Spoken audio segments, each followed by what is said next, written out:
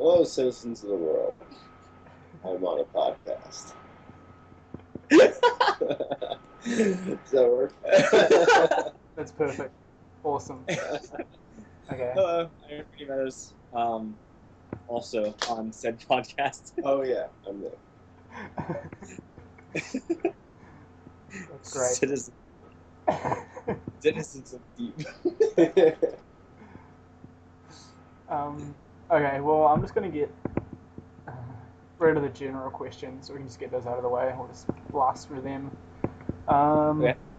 So, favorite combo? Favorite combo. Nick. Whoa. Okay. This is any combo with any Any. I guess rules of the combo. Any. It doesn't have to be like a kicking combo or anything like that. It can just be any combo. No, any combo that you just like doing. But you like, I like doing. Whatever doesn't have my knee unravel. Probably at this point, favorite combo would probably be, I don't know, anything out of the gainer switch. That's really fun. So, we'll go with that. It's just anything out of the Anything out of the gainer switch is just super fun right now. So. That's good. How about you, Rudy? I think it's just fun. Okay. I think my favorite combo to do would be either something with a touchdown raise in it or any combo with a dub-dub in it. So really what you're getting is just things that we enjoy doing, not favorite combos. Yeah. These are things we like doing. Shit.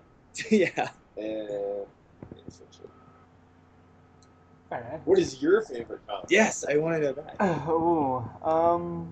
Lately I've been Sorry.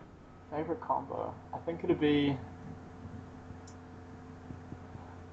anything with raise to Arabian. Yeah. Raise to Arabian? Oh, that's fun. Yeah, okay. I do also really enjoy cork swing gainer scissor swipe. Yeah. I really enjoy that. Yeah, awesome combo element. Skip, or no, reverse hyper aerial right now. Reversal hyper aerial. Really awesome good combo element. Love it. It'd be hard. It's hard to hyper aerial on tricker side. I can do it on gymnast side, my right foot, but hypering aerial on my left, it just doesn't work yet. I've never tried. I can barely aerial on my right side anyways. Let alone hyper. Okay. Where are we? What are your interests outside of tricking? Nothing. Sweet. That was so fast. I would say interest outside of tricking. I'm into kendama. I really like kendama. That's fun. Kendama is fun. Yeah. I enjoy fitness. I'm really into fitness, so I think that that's kind of a fun thing. My state is really into fitness. It makes it really easy to be into fitness. That's about all I've got, honestly. If I'm not tricking, I'm either playing kendama or doing something regarding fitness. So, yeah. The things I've noticed over the past month. Yeah. I'm moving here a month and a half ago. That's pretty much all I've seen him do. Sleep, trick, kendama, or Eat potatoes. workout and eat healthily. Yeah, eat potatoes. I enjoy a lot of design work, design stuff, playing with stuff like that. If I'm not actively designing, I'm taking things apart, thinking about stuff like that. But tricking a lot, especially since we got here, because it's been such an obsession lately. But outside of tricking, it's kind of just hanging out with friends and working on design stuff and trying to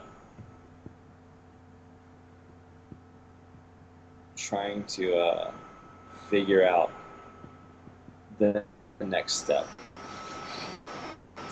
Not being lost in that. Yeah, that's kind of what I'm enjoying doing right now. Tricking, designing, and figuring out how life's gonna look now that I just moved here. Okay, fair enough. What do you think of girls on the tricking scene? I think it's awesome. I really enjoy having girls being involved in the tricking community. Not like some people would say just for the aesthetics reasons, which is bonus. But I really think it's interesting because it proves it's not something only guys can do, and it's really opened my eyes to how the human body works as a whole, because of different centers of gravity and how guys do one trick compared to how girls do one trick. And it's just really fascinating to me to watch the different necessities of technique to get through one trick. I just think it's really interesting. What about like the groupie girls? I don't know if you have them. Yeah, the ones that kind of trick but don't really. Boys are at the session. They pretty much just tumble, I guess. Sorry, Nick? They amuse me. They make the guys trick harder. They do, which is kind of cool. I know, like here, we got a bunch of like young braves, I guess, that are trying to like make a name for themselves, and the intensity of the session tends to go up when girls show up. So as far as like sessioning purposes, I guess that's not a bad thing, but I don't know. I don't really notice girls in the session. Really. I barely notice people I'm tricking with, honestly. It's pretty much whoever's in my strip and me. So, I mean, I like that girls are trying to push it a little bit more, trying to do something to, to have some sort of ownership in the sport. Because right now it's a male-dominated sport. You can't get away from that. You know what I mean? So it's pretty cool to see like euphoria. I mean, girls actually putting together a female presence in the community, not just kind of being another sport karate practitioner or something, or a gymnast that can be around a handspring tuck or something like that. But like, real trickers. It's kind of cool to see that. We just had a locals gathering, and there was a bunch of girls at the locals gathering. Temple came out, and so yeah, it was interesting to see. There's probably more girls at that gathering I've seen at most gatherings. Definitely. So sick. That's good. What's your opinion on Flo's tricking tournament? Rudy. You're up first. I think it's interesting. I personally, like, for clarifying, you mean the Trickstar, the LA, yeah. LA, yeah. Right? Yeah. Okay. I don't agree how they did the battles, personally, because I think that with tricking, part of the hype, part of the intensity and emotion and community behind it comes from the audience losing their shit when it comes to people doing certain tricks or whatever. Yeah. And I also really enjoy when battles aren't, like bigger battles aren't back and forth, your turn, my turn, your turn, my turn. I like it when it's just kind of like a 90-second, 2-minute, whatever, free-for-all. But the flow battles were very closed off from what I've gathered. and very organized into turns and rounds almost. And yeah, very orchestrated. And I personally was not a fan of that style of battle. I think that the people that they matched up were really interesting battles themselves. Yeah. But it'll be interesting to see how the battles continue to progress through the rounds, and how the community, like the outside tricking community that was not involved, or those who what am I trying to say? Do not like not knowing the outcome, like the outside tricking community, the people who are watching it for the first time and experiencing it for the first time. I'm really intrigued to see how the community reacts to everything as it progresses down to like the final battles. Yeah. So, because I mean, I'm intrigued to see who wins and everything, but it'll be interesting to see if there's a reaction behind everything because of the way everything's orchestrated. But I don't know. Any opinions, Nick? I think I've watched maybe 2 of the battles. I don't really follow it. Me too. So. Not a fan. I wouldn't say I dislike it. It doesn't. I spend most of my time in my research and dealing with what we're doing here. I haven't allocated a lot of energy to following it, I guess is what I'm saying. So I don't really have a valid opinion. Right. I don't know enough about it. Maybe nobody wins, but that's about it. So. Sweet. Who's your favorite underground tricker? Quote unquote underground tricker. Underground tricker? Steven Jarrell. Oh, Hands down. He's a Colorado local. Oh my god, this kid is ridiculous. Yeah. He's a freak of nature. So outside of freaks of nature, I would let's see. No, still Steven. Steven's a man. Either Steven or Santana, one of the two. I don't know if you guys know who Santana is, but he's another Colorado local. He's just really beastly underground kid. Yeah, he is. Yeah, Santana's a monster. I don't know if Jack Farmer Brown, JFB, I don't know if he's considered underground anymore. I really yeah. Well, he came to NZTG last year and this year. Oh yeah, you saw him? Yeah, which I love Jack. He's great. I'm trying to get him to come to the Fork Gathering this summer. Jack, if you're listening, you're coming. You don't have a choice. I also really enjoyed Javi. William Nankervis. I've never. Yeah. Javi. Yeah, he's crazy powerful. Do you know how he got that name? He went, from what I was told, the first time he heard that name or saw it, instead of it being Javi, he thought it was Javi, and everyone made fun of it. So yeah, it just stuck. I don't know how true that is. I was told by an Australian. It could be completely falsified. I would mess with you if I was an Australian. Yes, most definitely. I really enjoy his tricks. I've watched him grow through the years and helped him with different things. Basically taught him double cork.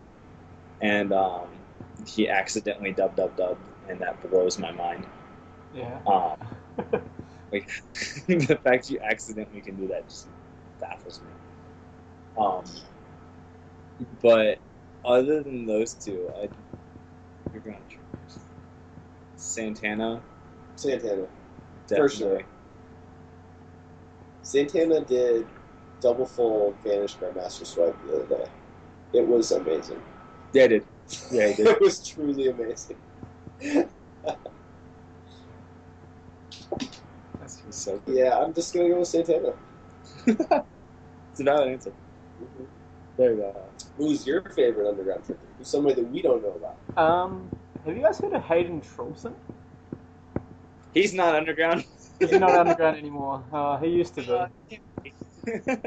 I love He's Hayden. underground as a mountain. Hayden, you know who he is, right? Yeah, I know that. Dub, dub, dub, triple chord. Yes, All of underground. No, Hayden's a monster.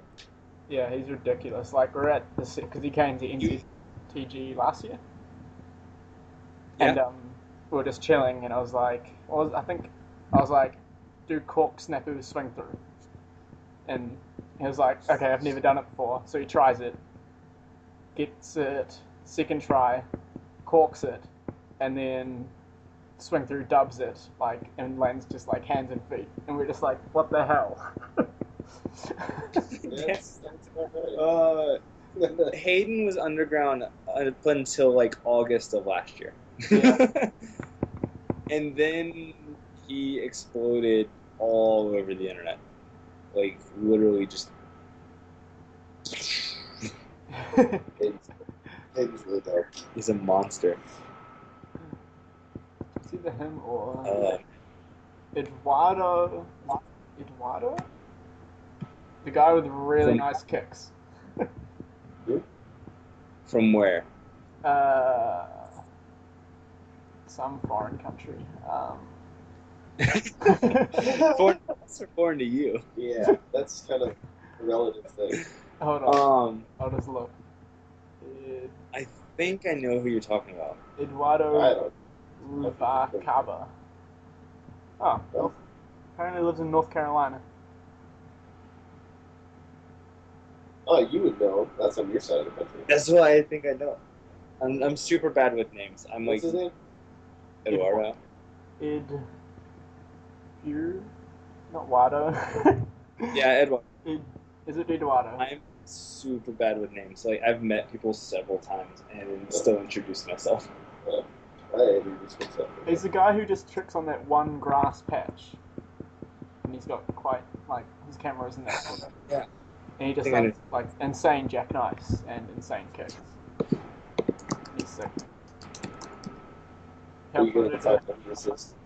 I am. Eduardo. If my computer doesn't cry itself to sleep in. We may have just crashed the call. No? I don't know. Possibly. Okay.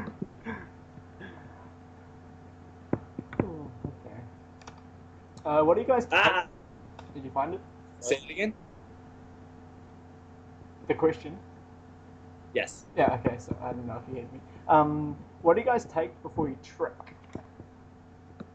It depends for me on the Talking about, like, on my steroids or goal. Yeah, heroin. No steroids. It depends on my goal of the session. If I want to go into the session and have a huge goal and really try and kill the session or combo as many elements as I possibly can, I usually take a C4. It's a pre-workout. Yeah. But other than that, an energy drink, nothing fancy really. It depends on how well I ate and slept that day.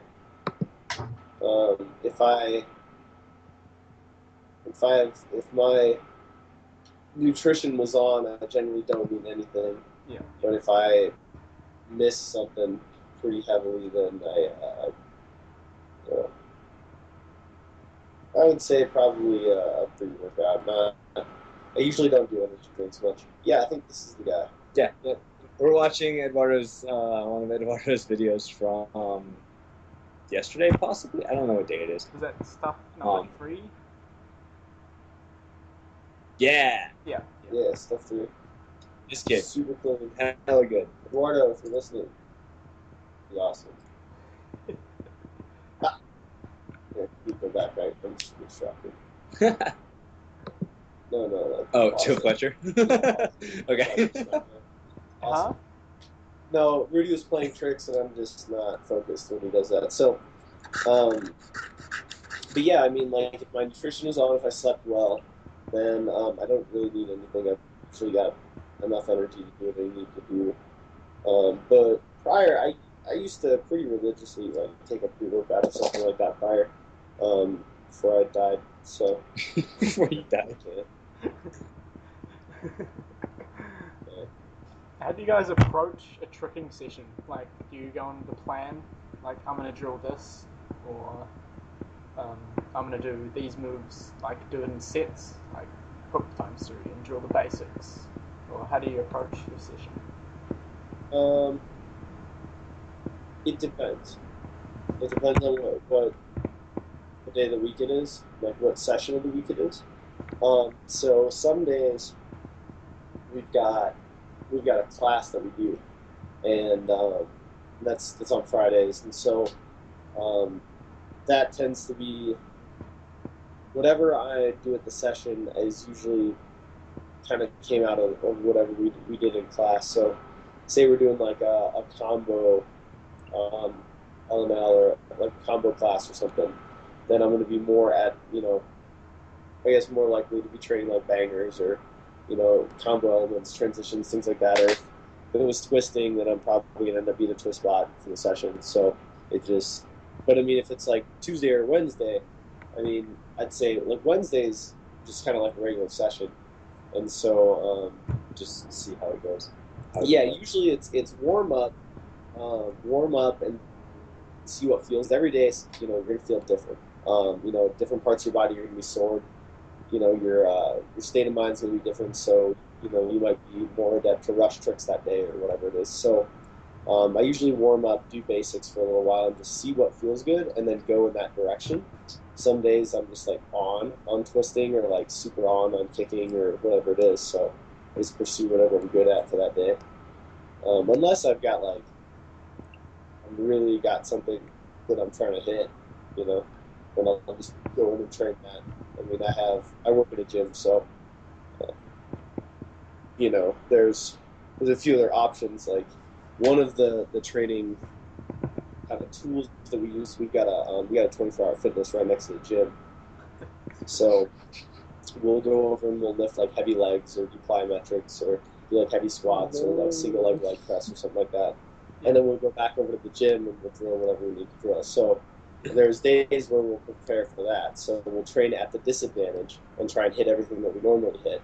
And then, when you're totally fresh at session on Friday, you usually like smash whatever it was that you were training at a disadvantage in the week.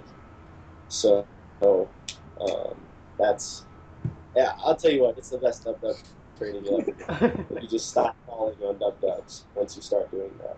So, oh man. But I don't know if you ever do anything like that. I'd recommend it though. Go and like destroy your legs, then go trick. It's really good for your tricks. So not that day, but the next session. Not that day at all. It sucks that day. It's the most discouraging thing. That's so how the next time you train after that, you usually kill it hard. So yeah. No, that makes sense. That's how like Olympic runners, they'll normally like squat heavy, and then they'll go and sprint when their legs are like completely like dead. Yeah, that's how they'll train up. Yeah, no, it works really well, especially if you do like targeted fatigues. So, for example, say like you want to stabilize like a certain, like your left knee more, or your right knee more, or you just want to like stabilize your knees more or something like that. Like you can hit certain muscles in your legs that will force out more recruitment of stabilizers while you trick. So you can stabilize your tricks better. You can accelerate them. Like you can do tricks. And then you can go, like, say you do like a single leg box jump or something, then immediately go and do a double core. You're going to be like training that takeoff like that. So, that's all of those things, taken into account based on what the goal is. So, some days you just go and just kind of do what you do, but other days there's definitely something that's orchestrated for it. Oh, definitely. just go to bed early the day prior. You eat a certain way so that you can train a certain way the next day. All part of the research, I guess. Yeah. Sweet. How about you, Rudy? I'm similar to Nick. Not as intense with my workouts yet. Yeah, I don't lift either. I've worked out. I work out every now and then. I need to get into a steadier routine, but a more steadier English bucket. But on Wednesdays I usually don't get, because we have like a kind of like a session on Tuesday, a session on Wednesday, and a session on Friday, like a main session on Friday. Yeah. And Tuesday it's kind of like just go in and play drill basics and rework stuff and clean stuff up and yeah. And Wednesday I kind of just go into session. Usually I go into a Wednesday session just to see how I feel, and then as things progress from there, I'll hone into one area. It'll either be like kicks or cart tricks or swing tricks or pop trick. Like it'll hone itself and define itself into one general area, and that's usually what I focus on for that session. And Friday is the day that I typically fucking shut up. Friday is the day that I typically go into it with a pre-workout and try and drill the biggest things I can possibly drill. Like hard session. Yeah, hard. The tricks that I'm struggling with, or the tricks that I've been trying to get super consistent. That's the Friday session. Like drilling the stuff that I don't usually drill. I guess that's not really the word. Going, damn it. Going basically Friday is as hard as I can go. And combining the elements I've worked with throughout the week.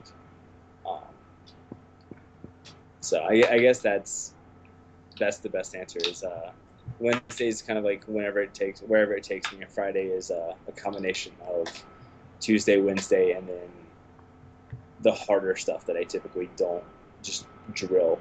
Yeah. Friday is quad day. Yeah. No, that was Monday. That was hard. Monday is quad day. Oh, just kidding. Hey. Hi. Hi. Hi, how'd you get home? It's Jim. I don't know if you noticed that you. Yes. Hi. Hello. Oh. How are you? Bye. You've got cheer practice, eh? Yeah, I did. It's James the other day with his mom. Oh, really? His mom up there. Hello, James's mom. James's mother. What?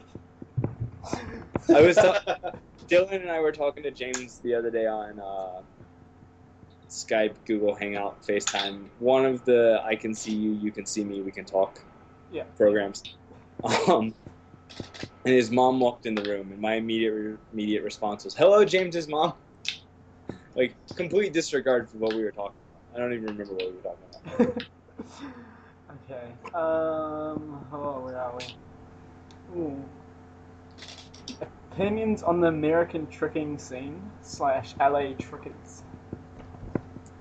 In regards to what? Just your opinions in regards to what you think about them, I guess, as a whole. As a whole? Yeah. So, yeah. Okay, so I see the LA tricking scene from the industry that they're in. Yeah. You know, as a usually what you see from an LA tricker is that they're in the entertainment industry or the pop culture. They're trying to work in that. And so that brings in factors that the rest of us don't have to deal with, and it kind of changes how you conduct yourself a little bit. You know, you're promoting yourself as a specialist. You where your services are, the skills that you're providing, or your look, or your acting, or whatever it is, and you've got to. There's a few things you have to do. One is you have to separate yourself from your competition, which is other trickers that look like you. Yeah. You've got to network in with people that can get you jobs, and then you've got to build your resume. So that is not something that the rest of us have to do, because we're not paying our bills by tricking. Yeah. So, yeah, not yet. So, I mean, you see, there's a lot of trickers here that do that. And, you know, like, LA is just one of those places. Chicago has similar opportunities. New York has similar opportunities. Like, Nate Hitpass does, like, motion capture. And, you know, I know Rory does, like, stunts and stuff, and he does all sorts of options. So as far as, like, what LA does, I mean, I feel like LA does a very different thing than the rest of the U.S., or at least the greater U.S. tricking community anyways. You know, our prerogative is go to gatherings, you know, and have fun, get good at tricks. Yeah, have fun, get good at tricks. And you know, I see that if you're trying to survive in the entertainment industry and you're having fun trying to get good at tricks, you're not going to survive. You know what I mean? Like, you got to do what you got to do. And so I see a lot of the scene out there, you know, developed around that. And that's most of my opinions just kind of come from that. Like, I understand, I guess, I understand why the scene is the way it is. You know what I mean? Like, it makes perfect sense to me. And so, I mean, the rest of the U.S., you know, tricking community is, I mean, what I'm seeing there is I'm seeing a big kind of change. We've got, like, new brands popping up all over the place, like Tribox and, you know, TNT from Tennessee, and some guys from out in, like, Omaha. There's just all these little brands that are just starting to, like, pop up and, you know, build the local movements and, you know, local followings and stuff. And that's really cool to see. We've got more T-shirt brands than I expected us to have, you know, at this point. It's pretty cool to see, and that's, you know, a lot of the progress in the U.S. is happening in that respect. I think is that the local scenes are starting to build up. Each state is building their own scene, and that's something that we haven't really seen. We've just seen like, you know, little pockets of like 3 and 5 trickers, you know, anywhere from, you know, 1 to 5 trickers, and that's about all we have. And now we're starting to see whole communities grow up. You know, like, you got Minnesota, and there's like 20 some odd guys in Minnesota that are all training, and you don't really see that often. So, I mean, I think the U.S. scene is coming along really well, and, you know, I think the tricking scene is working together very, very well. So, I agree. You know. Good answer. Yeah, I think it's. I agree with Nick. I think it's the LA tricking scene has developed around the industry, the entertainment industry, and almost the necessity to find a job. And there have been several people that moved out there in order to pursue careers in stunts or the entertainment industry as a whole that originally started as, I don't want to separate the two. You can say whatever you want, and I can just cut it later if you don't want to do. No. I don't want to separate. I don't want to say that they're two completely separate communities, because it's a tricking community, just different kind of factions and families inside of it. Because you have like the East Coast family and the West Coast family, and then like the LA family, and then like the Colorado family. Like, it's different families inside the whole community. Like, Europe and Australia and New Zealand, Australia and New Zealand are kind of one. Europe's kind of one. Sweden is its own kind of family. Like, it's all sorts of different niches and families and groups and stuff. And there have been people that have like bounced and traded around through families in the smaller communities within the greater whole. in pursuit of different goals. So like whether to be to expand a brand, or to pursue a career, or to just better themselves. I think that each, like the LA niche and the compared to the greater whole, has its own goal of like pursuing the entertainment industry, like trying to work their way into stunts and movies, and a different why of why. Like we all probably, I don't want to put words in anyone's mouth, but we all probably started tricking for a very similar reason. But at a certain point, you start developing your own reason and your own why. And I think the LA community has a defined why. A definite end for the a definite end game. Which isn't a bad thing. It's not to say that they're wrong, or to say that they've chosen the incorrect path, because there's like, it's tricky. You can do what you want. That's the joy of it. Yeah. But it's a different end game than, say, my end game, or someone else's, or maybe yours, or anyone who's listening. I haven't had any professional contact with LA in about a year and a half, but Ed was out at Jam as a guest, and he said that he was well taken care of. He said that it was a really good experience for him. So I did get to come back and hear that, and hear about that, and hear about how Jam took care of him. So that's probably the extent of my professional interaction with LA.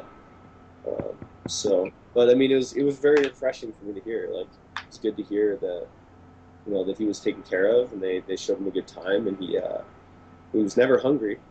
They always got him Chipotle when they were, so that was pretty sweet. So, but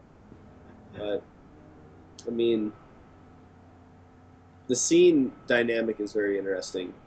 Out here though, it seems like the why is becoming more apparent in each faction. Like, people are coming together as like-minded individuals. It's not so random anymore. And that's becoming more and more apparent. That's what I'm seeing. It's becoming more and more apparent in the U.S. scene. I don't really know what it's like out there on your side of the pond, but that's what I see here. That's good. Yeah. Well, it's just interesting to hear about your guys' opinions, because over here we don't really have the insider. You've met all these guys, and you definitely have more information about it than we do. All I've seen is pretty much egotistical, cocky people. Well, that's the vibe. Only some though. Only some. Yeah, any publicity is good publicity kind of thing. If you're trying to separate yourself from your competition, that's one way to do it. Like I said, it makes sense. I mean, I encourage everybody to have their own experience with the people in question. I've had experiences, but that doesn't mean that I'm going to have the same one as you.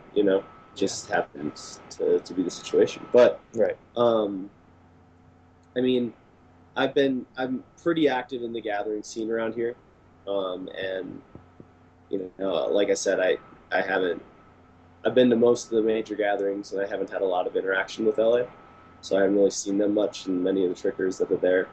So it seems like they're just really focused on what they're doing, and and that's cool. I understand. When you're trying to get something done, you're trying to achieve something, you kind of have to focus on that. It's just I haven't really interacted with them much. I don't know about many of the other U.S. trickers, but it seems like that is kind of what we're all running into. So, but, sweet.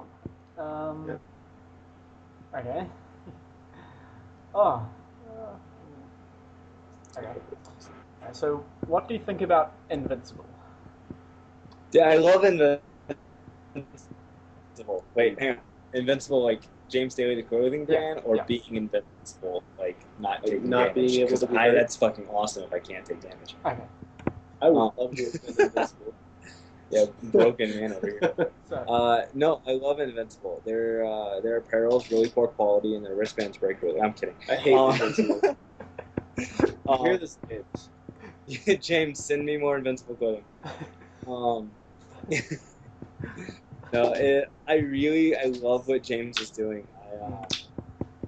I've talked to him on several occasions about different plans and different ideas, and I'm really keen on the things that he has in the works and the ideas that he's working on. And I completely support Invincible as a clothing brand, Invincible as a media outlet, Invincible as a website, a web presence, Invincible as James Daly, like I think Invincible is the Godzilla of tricking. Yeah, they're doing things right.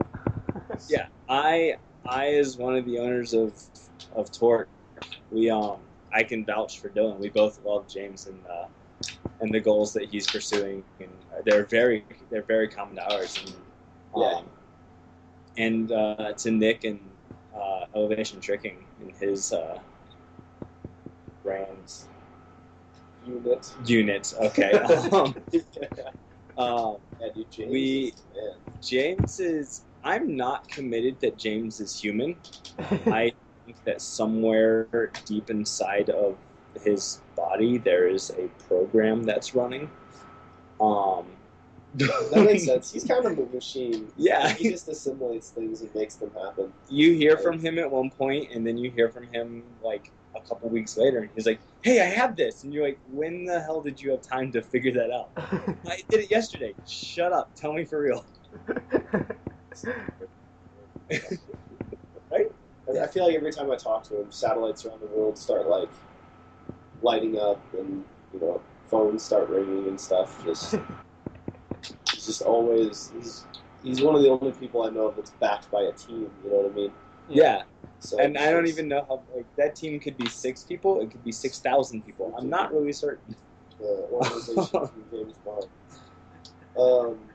James Bond is James Daly. Yeah. I mean, way less killing. James has done a really good thing with Invincible. I think Absolutely. He's taken the branding of tricking to a little bit more of a professional level. He's building a real business out of it, and I don't think he's got bad intentions either. Yeah. Like I have trouble supporting people I don't believe in, and I believe in James. I think that he's trying to do a good thing. You know what I mean?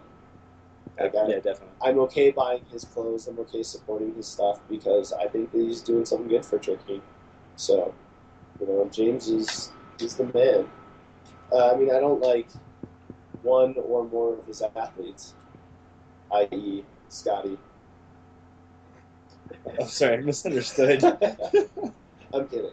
I was like, wait. But really, though, fuck you, Scotty.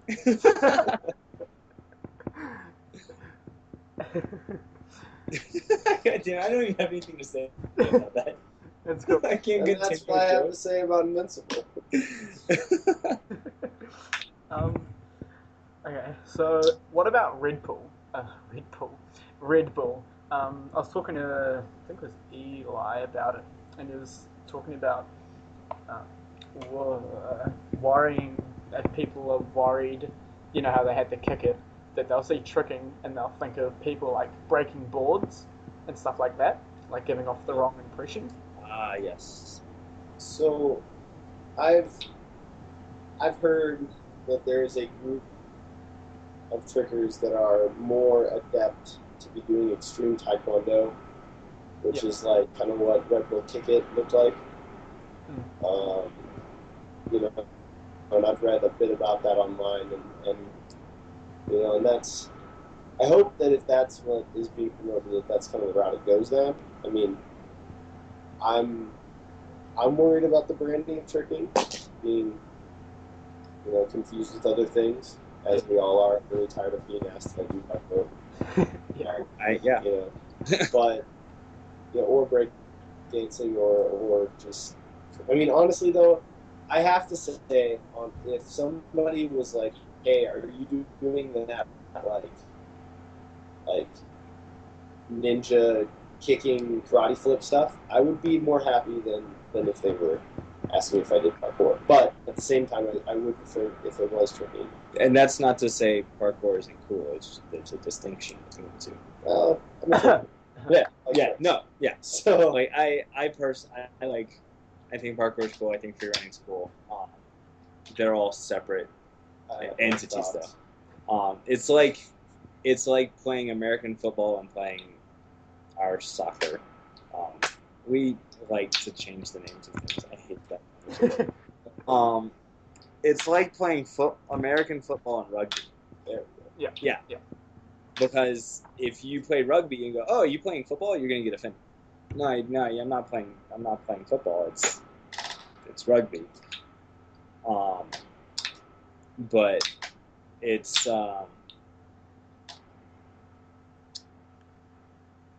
with the Red Bull events. It, like Nick said, if it's gonna be marketed and kind of taken down a path of like extreme taekwondo or extreme karate or like extreme specific martial art, then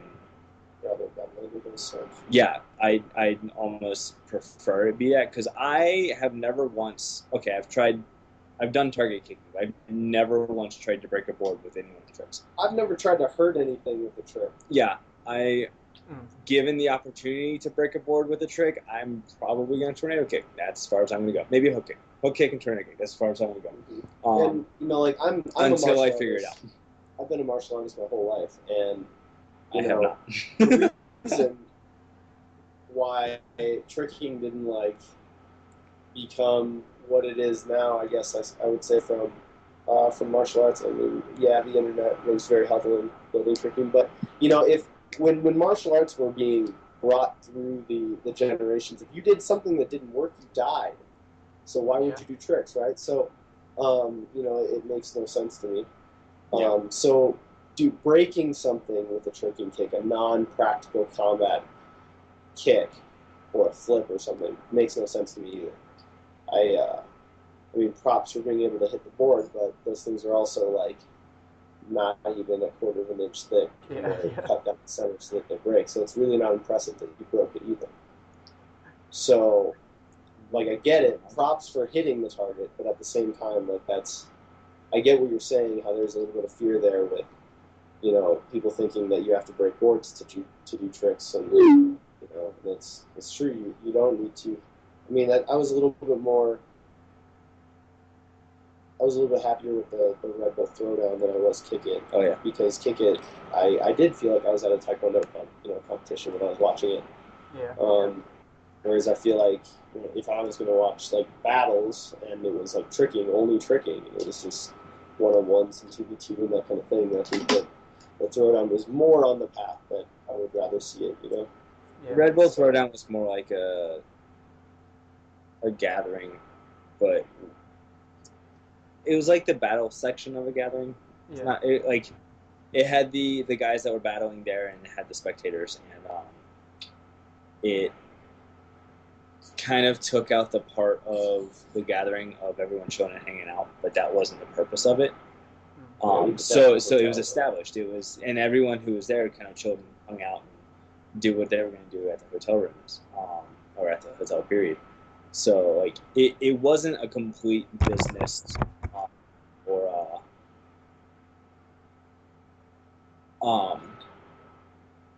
like professional. That's what I'm looking for. It wasn't a complete business or professional environment. It was like you battled, and the battles were typical battles. Like you went hard or you lost, and you didn't go to the next round.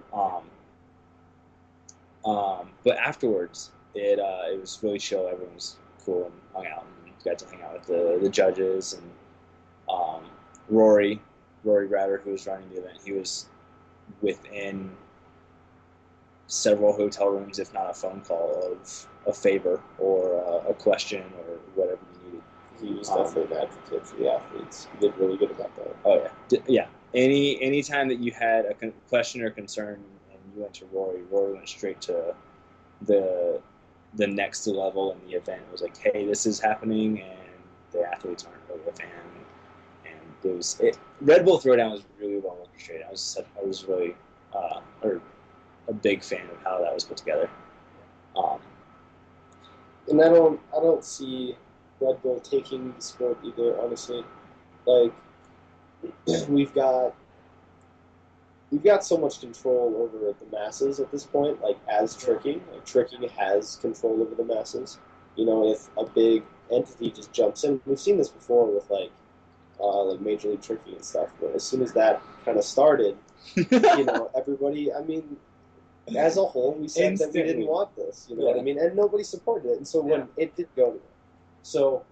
You know, and we've got enough control within the community itself to keep the sport from getting taken over. I mean, if we are all very like-minded, and if absolutely. Something pops up that we disagree with, it takes one person to start a cascade effect before the rest of especially if the rest of the community disagrees. It starts one person to start that trickle, to start the waterfall before the rest of the community comes out and goes, no, this doesn't work. Yeah, so if Red Bull some shadiness, then you hear about it. Yeah, instantly. it would either take a path that we weren't prepared for, and only a select few people would go for their own personal reasons, or it wouldn't go anywhere at all. Yeah. So I'm not concerned. Yeah, I'm not concerned. I mean, I support what they're doing. I've been asked about going to certain events, and people have said, "Hey, you know, I'm thinking about going to this event. Would you recommend that I go?" And there's been times where I said, "I can't speak for you, but I would, if I was gonna go, like if I had a choice, you know, and I was gonna allocate time and energy to go to an event, I would not choose this one."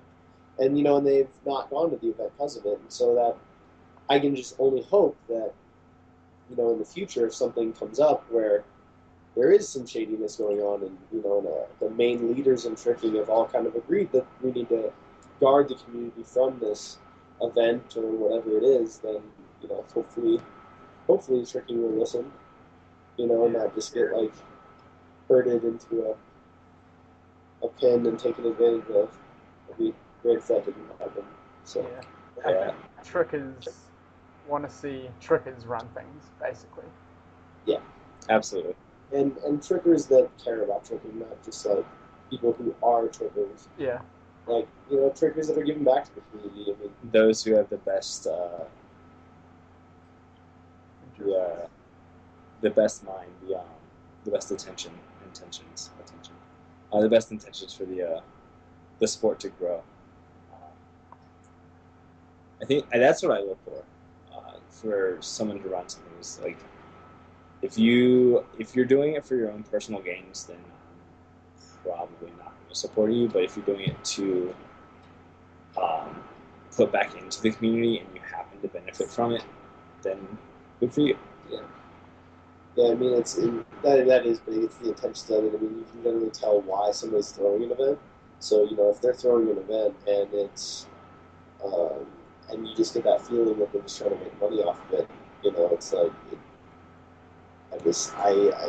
I feel like trickers would catch on to that as well. You know, like we're pretty good reads of character, I think.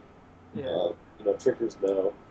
So I mean, like I think about like the Neo Gathering. I know exactly why Matt does the Neo Gathering, and I'm there every time because I know exactly why he's doing it. You know what I mean? Like he's trying to build his local scene and build something in his area for his triggers to be a part of something. And you know, I am all about that. And so, you know, and that message spreads pretty quick. It's pretty easy to tell when someone's trying to take advantage of tricking. So, Yeah. Okay. I'm gonna get into some like advice now. So, Nick, what's the most important things to remember when you're kicking? When you're kicking? Yeah. I love that. Yes, Nick. I'm also intrigued. Well, so your kick is, I see kicking in two different lights. There's variation kicking and then there's vertical kicking. Yeah. Variation kicking would be added on to the end of either a rotation or like a twist or something like that, or a flip.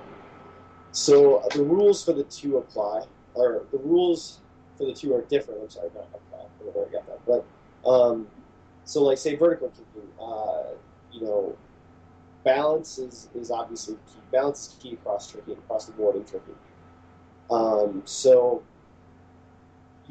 I would say honestly focus the most on balance. Don't sacrifice like a high kick for a balanced position on your landing. So don't like lean back to kick high, stretch more to kick high. You know, it's like instant gratification versus long term. You know, like always take the route that's going to make you a better tricker down the road. And that's not cheating yourself on your kicking technique, leaning back to kick high or putting your hand down just to get a kick out and call it good. But your kicks are built into three pieces: your transition, your rotation, and then the variation itself. So within each of those pieces, find your balance. Make sure that your shoulders, hips, and feet are always stacked on top of each other in a straight line. Yeah. During the pieces. You can usually see where you're going to fall in your trick if you filmed it, and you can see which of those three sections you come off balance. When you come off balance, that's when the trick is doomed almost entirely.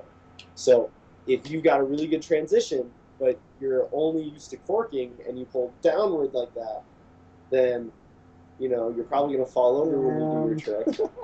So Damn it. So then the fix for that would be to train a vertical rotation and make that your muscle memory for the kick. So I would say balance and not cheating. Don't over cheat your tricks. Don't overdo things. Like train your good technique because it looks cleaner. You know, a sharp kick is always more impressive, even if it's of less difficulty than a more difficult trick that was done shoddy. So balance, execution, and what was it? Flexibility. Don't lean back to kick out. I hate that crap. I hate it so much. So. Okay, and for you, Rudy, we're gonna go with twisting. Twisting. Tips for twisting? Yeah, pretty much. I know everyone twists kind of different, but general rules that have helped you with your twisting. Okay.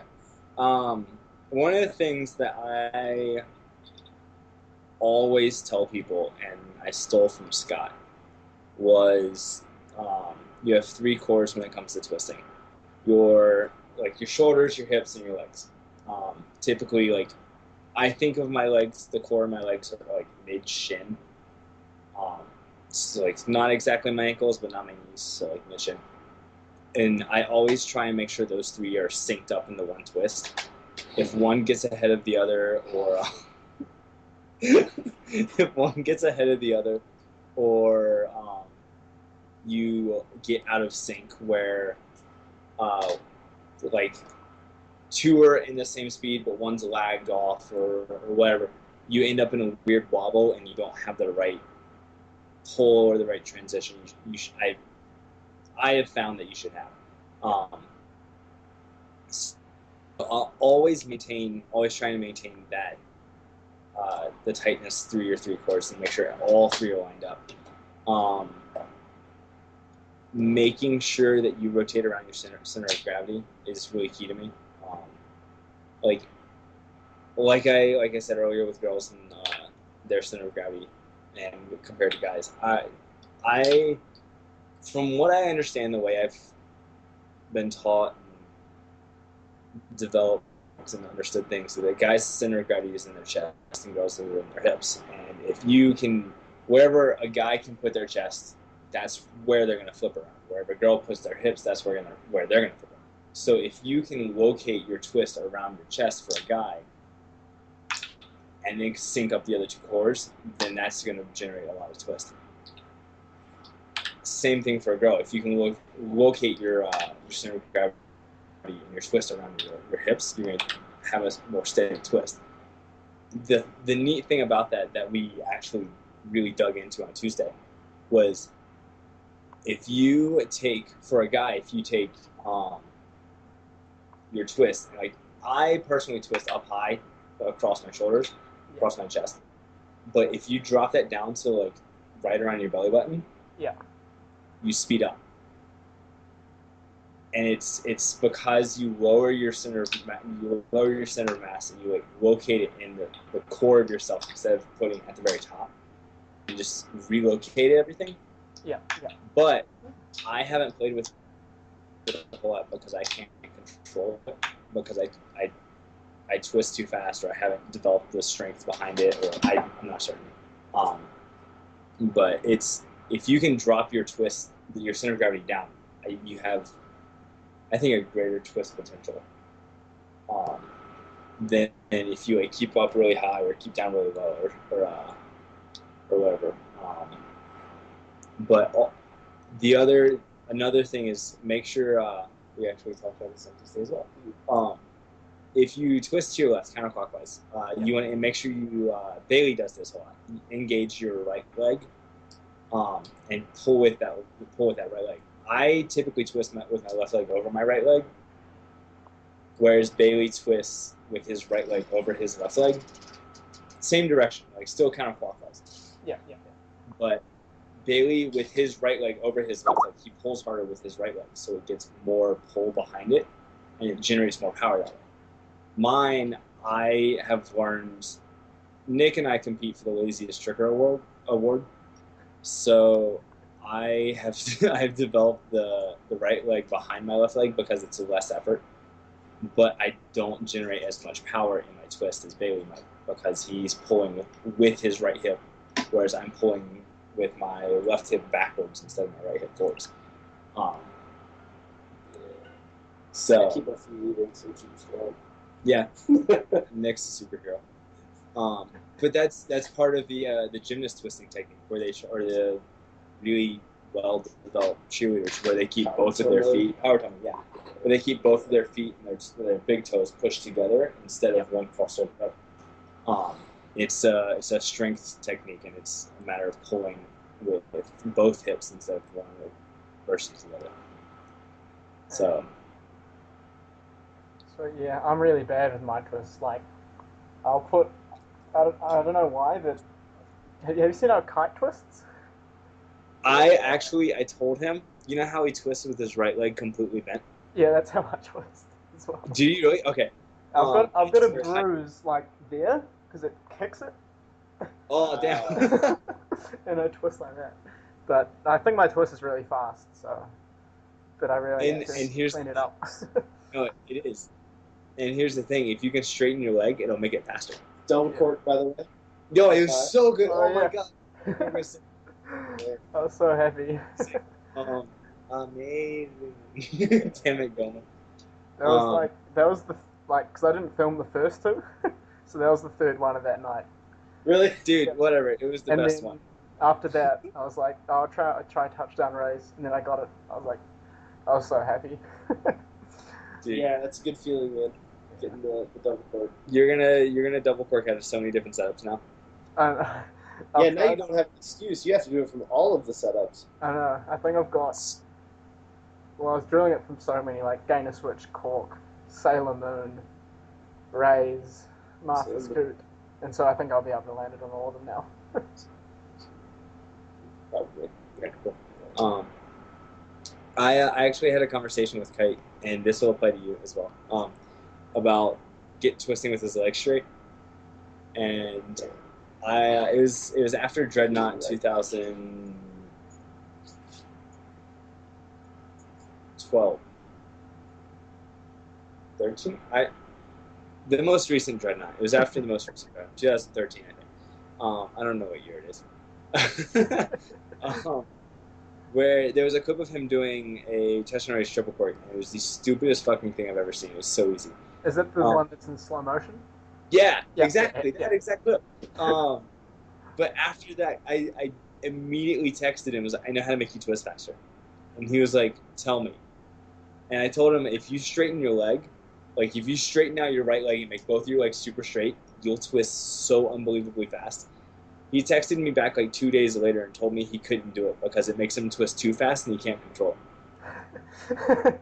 Like if he straightens his leg and he twists with his leg straight, it unravels him because it's so much energy that he can't control.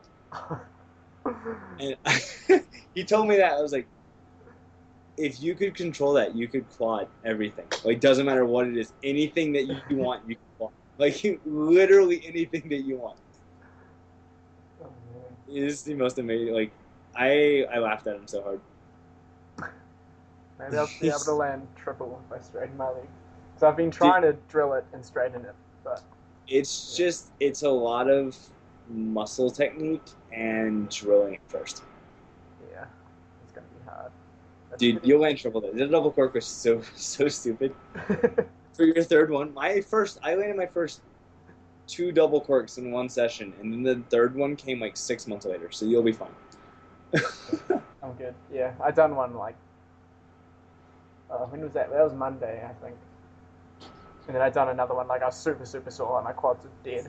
But I done another one on Tuesday. I was just happy I still had it. Oh, did you?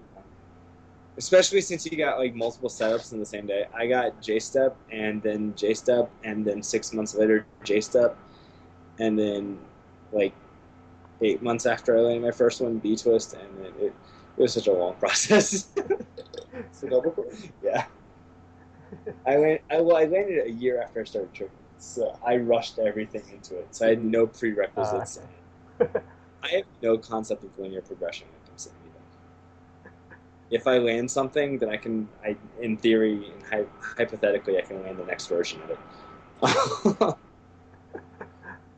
It's how my brain works. I landed double cork. I could probably double cork, swing, or cork snapper. That makes sense.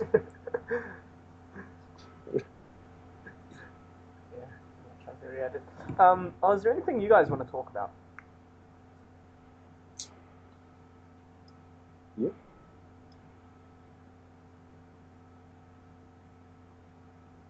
No one jumps out to me.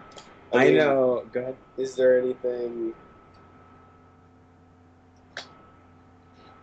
you've thought of over the course of this that we haven't touched on?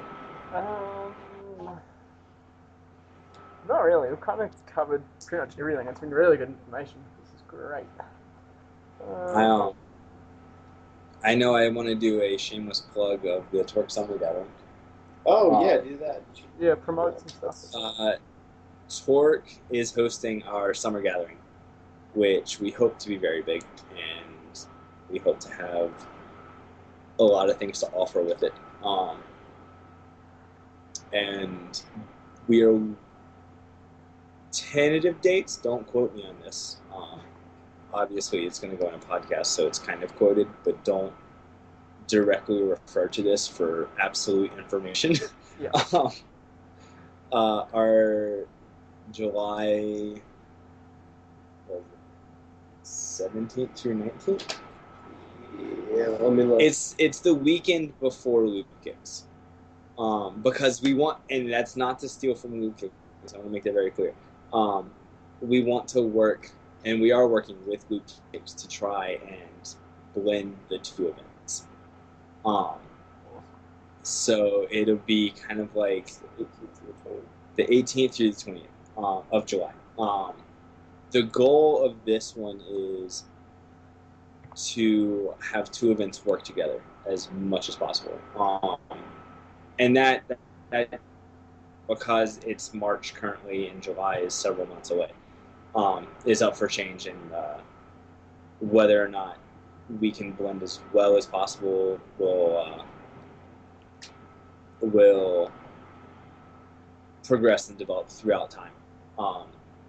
But we're working with Justin Runez and the rest of the Loop Kicks crew to create the Torque Summer Gathering, and then almost a tour kind of thing between Loop Kicks, Torque and Loop Kicks, so everyone can transition.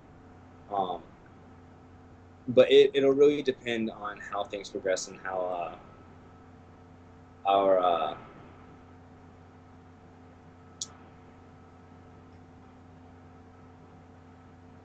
ability to infiltrate the gyms here.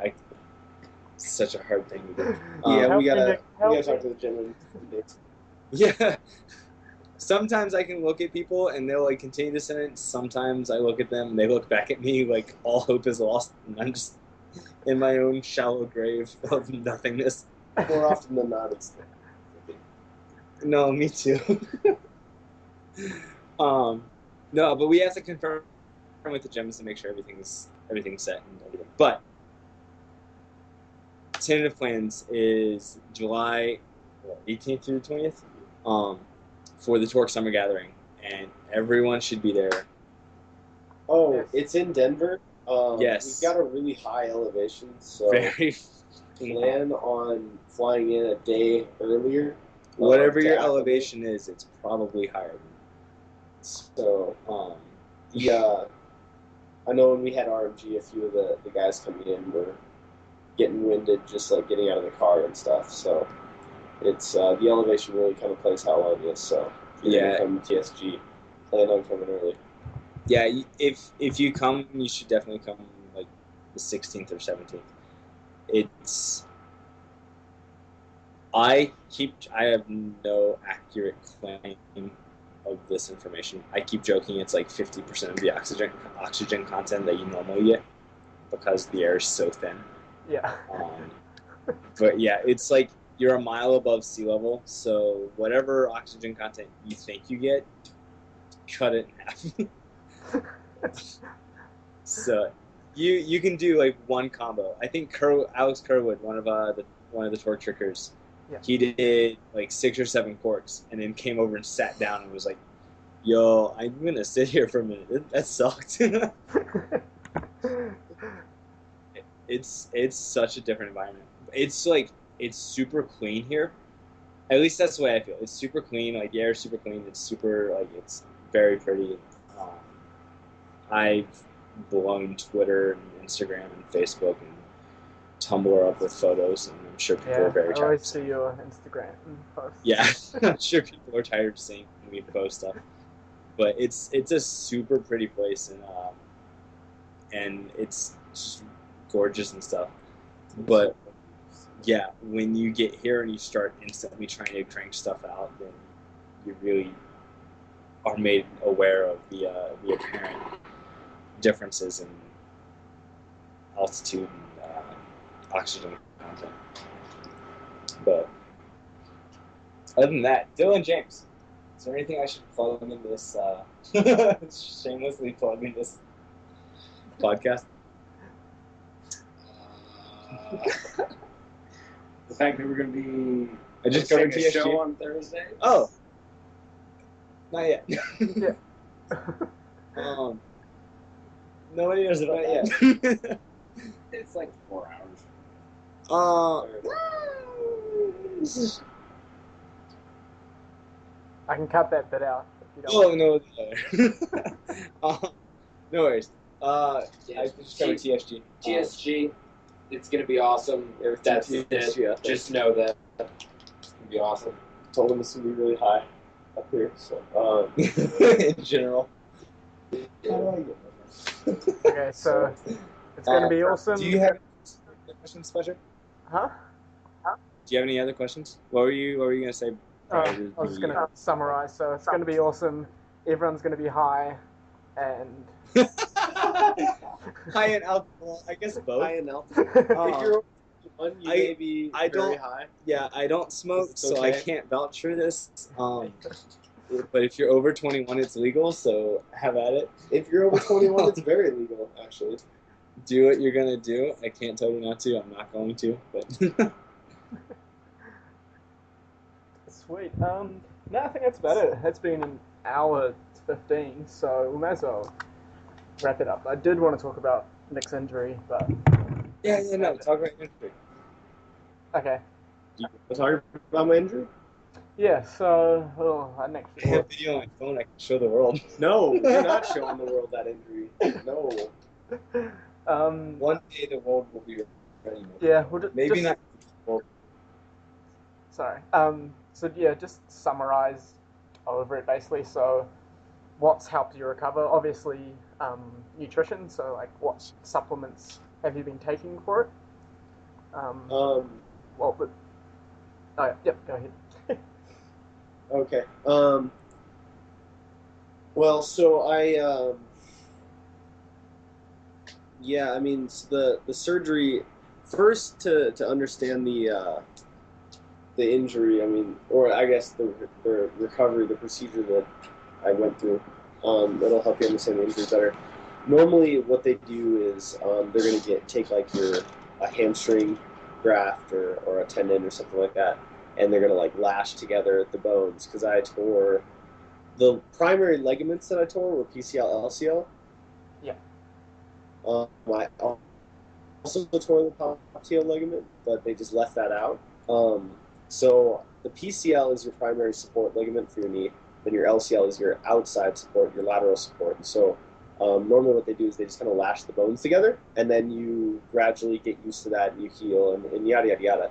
It takes about, anywhere from 9 to 12 months for either of those injuries. So what they did for my ligaments was they put in what's called a double bundle for the PCL. So they took 2 dead PCLs, they like wound them together, and then attached it to my femur, which my body recognizes as my own tissue. Yeah. So it's at max strength after the surgery, and then about 2 months afterwards it degrades, and the integrity of the graft actually goes down. And my body sees that as an injury, so it engages its healing mechanisms, and it starts coating that ligament with new ligament material and builds circulation paths. And so, a lot of explanation cut down.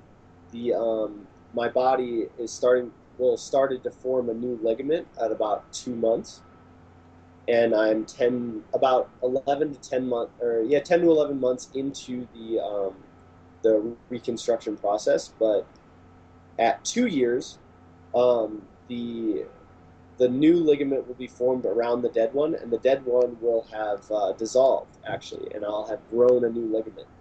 So, the doctor that did this on me is actually doing a case study on me, because he doesn't really know how it's going to work. But he said that I really had 2 options. Originally, all the surgeons that I saw prior told me that they could not fix my knee. It was that badly damaged. And that what? From what I was told, I think Nick told me this, surgeons told him that the only time they ever saw this amount of damage was a head-on collision where the engine came through the firewall. Yeah, so he did that by himself. Yeah, so let's just think about that. Yeah, so he said that the people that he does this kind of reconstruction on generally are in really, really bad car accidents where the engine block takes their lower leg almost completely off, which is where he thought that he might have to amputate my leg. So I'm really into the other option. But, I get to keep my leg. Yeah. Yeah. So in theory, what'll happen is I'll grow 2 new ligaments in my knee, which will take a course of 2 years to do. But I have the popliteal tendon I have a graft, and that graft is healed. The biceps femoris, my hamstring tore off the bone, so my hamstring is healed just fine. And then after 2 years after the surgery, I should actually have grown mostly a new knee. So from what I can tell, I should be able to do most of what I did before. Probably not a lot of wrapping, and probably not a lot of Grandmaster swipes, but I apologize for anyone who saw the Nick Vail recovery footage. Oh, it's 4 years old. Yeah, that was 3 years old. No, it's 4 years old. It's 4 years old. It's 2010. I noticed that. I was like, wait, isn't this old? What? Where's his knee brace? Hybrid 12s and it's a hybrid 9. TKT is a hybrid 9. So what I've done for recovery is since I've been regenerating new ligaments, the nutrients that I had to build those ligaments from had to be as pure as possible. So my diet has been very, very, very clean for the last year. So if my knee thinks that it's strong enough, if I stop stressing my knee, then it'll stop regenerating. So I have to constantly be aggravating the grafts and aggravating my knee. So I mean, when it stops hurting, I have to go back to the gym and do more things to it to make it hurt again. So it's like it's just a constant conditioning process. And as long as my nutrition is good, I'm okay. Like, check this thing out though. So new brace, right? So Yeah. this is like super. When I move my leg, the brace itself, like, and I don't know if you can see it or not, but the brace changes shape. Yeah. So, yeah, as I move, it changes shape, and so the brace that you've seen in the videos, it's actually like moving my knee and changing the shape of my knee as I'm tricking. So it's really crazy. There's 3 of these braces have been made. I have the second one. The first one is on my doctor's office, and then the other one is being tested. So it's I have to tell him how it works, is what he told me. He's like, I don't know how this is gonna work. You have to let me know. You're kind of testing this. So Nick fails the science experiment. yeah. So here's the thing. If this works, my surgeon. Hopefully your doctor gets an A+. Yeah, my surgeon makes a lot of money if I'm successful. He's got a lot riding on my recovery, I think. So probably not. I think it's more of like credibility. You pay for part of your medical bills. I've got a ton of stuff for free. I got tons of stuff for free. I had a $40,000 surgery, but that brace is $3,000. I didn't pay for it, so that's pretty sweet. You're so expensive. Yeah, that's all. Yeah, well, you know. So, but I mean, there's actually a one of the guys from Colorado is doing a documentary on the recovery, actually. Oh, sweet. Injury and stuff. So he's gonna put out the injury video in that documentary. So be on the lookout. It's kind of gnarly. It's honestly it's the nastiest thing I've ever seen. Like it's disgusting. Well, so, you lived through it. So. I did live through it. I went, so you experienced. I'll Well, you kind of experienced. You severed all the nerve in it, so you didn't really experience it. But yeah. So I ended up landing with my foot bladed. My right foot was bladed, so like on the edge of my foot, you know. Yeah. And then the outside edge. Yeah. And I was fine. It was okay, and my knee was bent. It was fine. I tried to like press. So like with my right leg, I tried to press into the landing to get the hook. So like get some leverage on the hook kick. He was doing a box setter. I was doing a box setter, and when I pressed to straighten my leg, since it was like since my foot was bladed and it was at like kind of a bad angle, when I pressed it, all of that energy went out the side of my knee. And so it pulled the hamstring tendon off the bone and dislocated. Oh. When it dislocated, it went, like, my foot went, like, 90 degrees, like, inward like that. Yeah, no, exactly. Like, so anyone who really wants to see the video, who hasn't seen the video... Leg looks like this. Yeah. This is a recording video for the viewers, by the way. No, that's fine. That's okay. That's fine. They can imagine this and do this with their arm. Anyone who wants to see the video, who hasn't seen the video, put your arm straight out with your hand flexed back. Turn your pinky towards whatever target you have, and then bend your elbow 90 degrees. And that was the position that the dislocation got to before it stopped dislocating. Yeah. And so imagine your arm is a foot or a leg. Now bend it 90 degrees to the side and now put it back straight. Yep. And that's wrong. So it went posterior laterally. So the posterior lateral cord, so diagonally to the back right is the direction that my knee went. Okay. So and it tore everything except my ACL. I wish it would have torn my ACL, not my PCL. ACL is a very, very easy injury now. Yeah, it is. Yeah. PCL, LCL, fucking meniscus, PCL. Part of the MCL, popliteal tendon, popliteal ligament, biceps femoris, yeah. Gastrotibialis anterior, like the list goes on. I tore everything. So whatever you think you have in your knee, scratch that, but the ACL. So for for injury recovery, I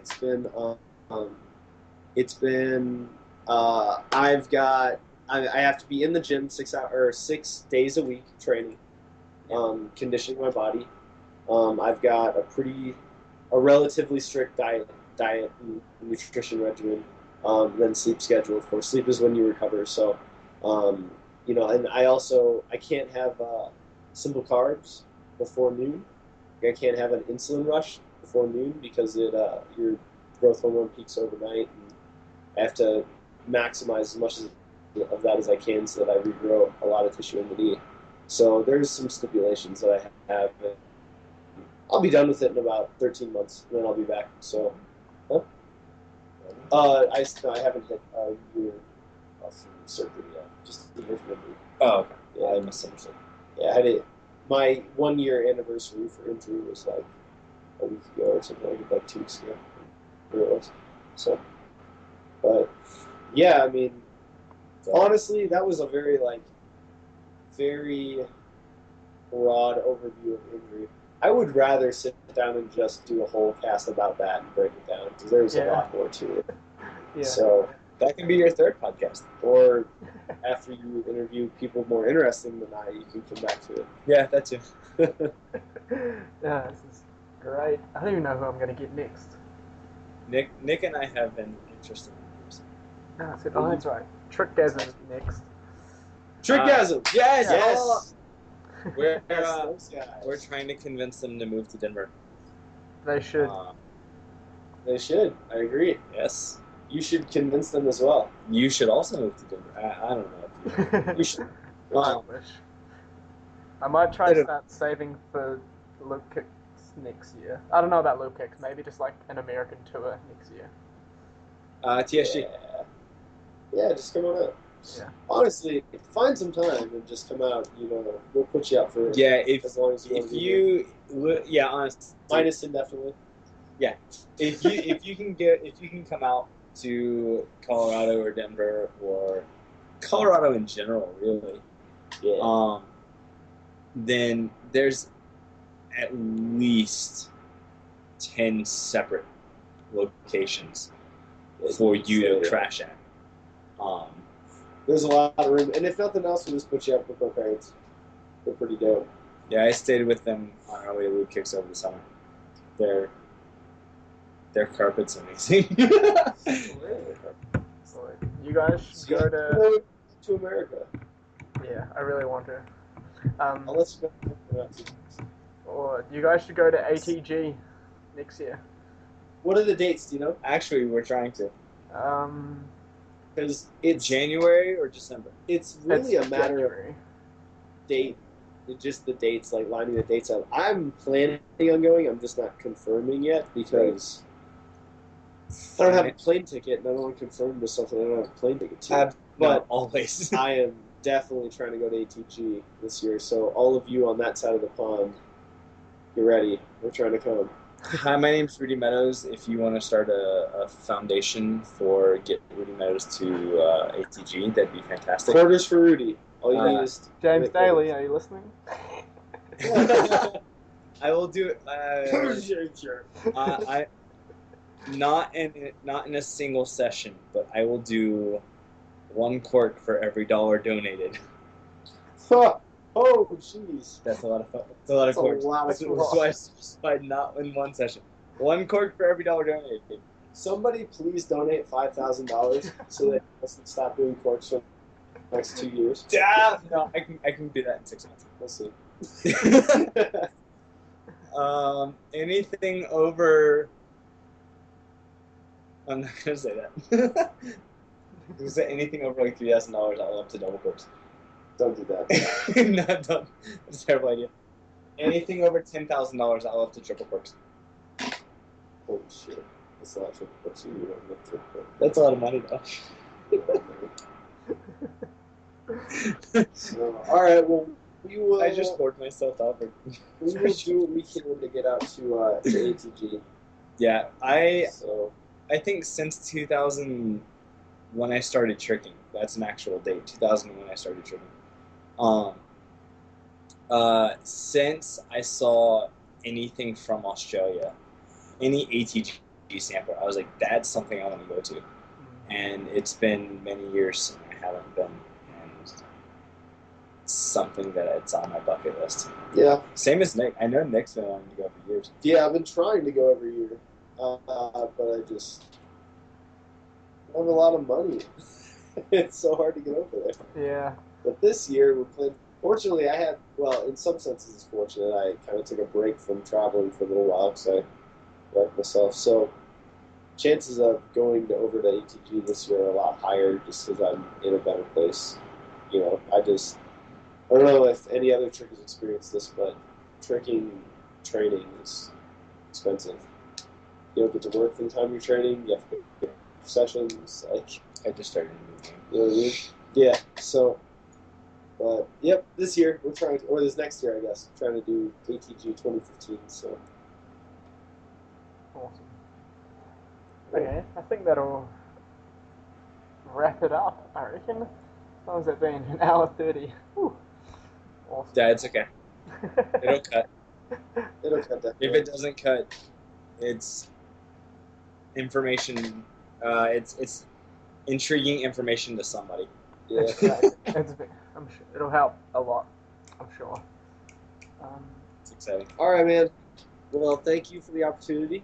All good. Absolutely. Thank you guys so much for being on. It's been great.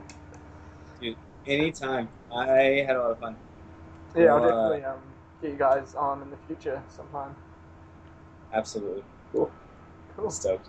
Yeah, dude, look forward to hearing it. So, Cool. You guys take care. Happy trips. you as well. See you. Peace. See